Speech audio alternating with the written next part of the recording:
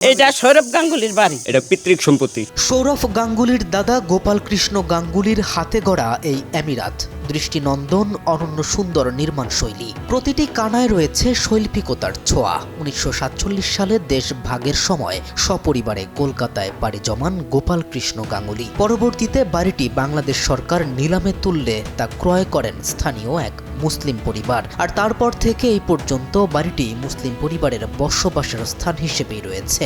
সন্তান শরীয়তপুর জেলার হইলে আমরা গর্বিত। 30-31 বছর হয়ে গেছে আমাদের জন্মদাতা আছে, বাবা আছে, ঠিক আছে। তারাও বলতো যে এটা হলো সৌরভ গাঙ্গুলির বাড়ি, এটা পিতৃক সম্পত্তি। কিন্তু তারা স্বাধীনের পর হইলো চলে গেছে গা, কিন্তু এখন হইলো আমাদের সম্পূর্ণ কাগজপত্র সম্পূর্ণ আমাদের নামে। তো ঐতিহ্য কি সৌরভ গাঙ্গুলির মতন একটা ক্রিকেটার যে তাদের বাড়িতে আমরা থাকতেছি। বিশ্বকাপ বিজয়ী ক্রিকেটার সৌরভ গাঙ্গুলির পৈতৃক বাড়ি এই শরীয়তপুর। এই বাড়িটা ছিল গোপাল কৃষ্ণ গাঙ্গুলির বাড়ি। গোপাল কৃষ্ণ গাঙ্গুলির থেকে আমার হলো মোল্লা ফ্যামিলি আর হলো শিকদার ফ্যামিলি কিনে আইনা আমরা এখানে বসবাস করতেছি, আমরা থাকতেছি। বাংলাদেশ সরকার এটা আমাকে নিলাম বিক্রি করছে, আমরা কিনে আনছি।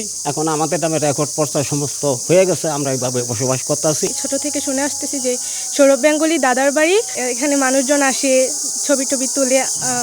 আমি আমার নানু বাড়ি নিয়ে গর্ব করতে পারি। ভারতীয় লোকজন আসে, দেখে যায়। 9-এর শেষের দিকে এই জায়গায় বিয়ে করি, তখন থেকে বাড়িটা গাঙ্গুলি বাড়ি নামে পরিচিত।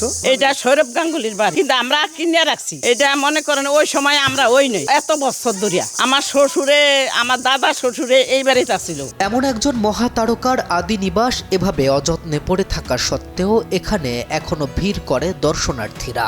বছর কয়েক আগে ভারত থেকে গাঙ্গুলি পরিবারের সদস্যরাও নাকি এসেছিলেন নিজেদের পূর্বপুরুষদের এই ভিটা দেখতে। শরীয়তপুর শহর থেকে অনেকটা দূরে ভেদরগঞ্জ উপজেলার মহিষার অঞ্চলের প্রত্যন্ত এক গ্রাম। এবড়ো থেবড়ো পথ আর দৃষ্টিনন্দন গ্রাম বাংলার সৌন্দর্য উপভোগ করতে করতে নিউজ 24-এর ক্যামেরা পৌঁছে যায় গাঙ্গুলি ভিটায়। দৃষ্টিনন্দন এই বাড়ি পাশেই রয়েছে এক সময়ের প্রাচীন এক মন্দির। বাড়িতে এখন 2 মুসলিম পরিবার বসবাস করলেও মন্দির রয়েছে একই রকম। শত বছরের পুরনো পাকা পুকুর ঘাট আর ফাটল ধরা বাড়ির পেছন দিকের দেয়াল, তবে অক্ষত ও জাগ্রত এক ইতিহাস যে বাড়িতে সৌরভ গাঙ্গুলি নিজে কখনো পা রাখেনি। তবুও তার আদি নিবাস হওয়ায় এখানকার আশপাশের মানুষের কাছে জায়গাটা বিশেষ। বিশ্ববরেণ্য ক্রিকেটার বলে কথা। ঐতিহাসিক স্থাপনা সময়ের পালা বদলে ফাটল ধরেছে, তাই বসবাসকারীদের চাওয়া ইতিহাস জাগ্রত ও জীবন্ত রাখতে যেন যত্ন নেওয়া হয় গাঙ্গুলি পরিবারের আদি নিবাসের।